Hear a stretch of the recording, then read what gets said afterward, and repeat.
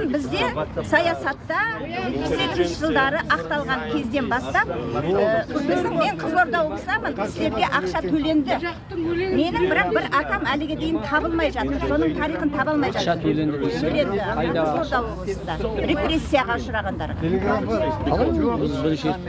Миллиондаған қазақ қырылды, ешқайсысына бір тиын төлеген жоқ. Қазақстанда болды сол. Науқан болды кезінде, бірақ аз төледі, аз адам.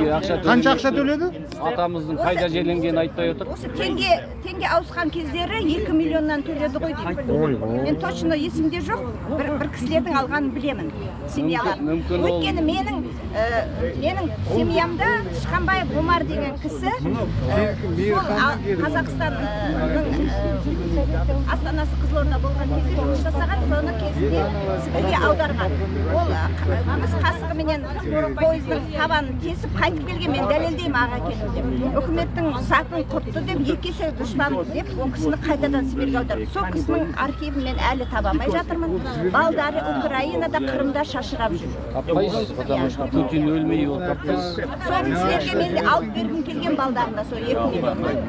Бірақ әлі қанша іздесем де таба алмай жатырмын, сіздің атаңыз сияқты. Өте үлкен тұлға болған. Баласының атын Тәшкенбаев қып ауыстырып, менің әкем аман алып қалды. Әйелі Алжирде қайтты. Сондай әр адамның басында бар тарих. Сен репрессия құрбандарына ақша төледі деген өтемақы бірінші рет естіп тұрмын. Көбіне өзге ұлт өкілдері шығады. Жоқ, Қызылордада қазақ. Мүмкін Қызылорданың анау нелері бар ғой. Жасырын жарылыс жасаған жерлері бар ғой.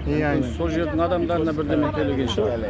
Семейдің полигонына төлеген сияқты. Білмеймін, мен акимат. Оның өзінде бір итке сүйек тастағандай қылып, азғандай алдай салды ғой қазақта.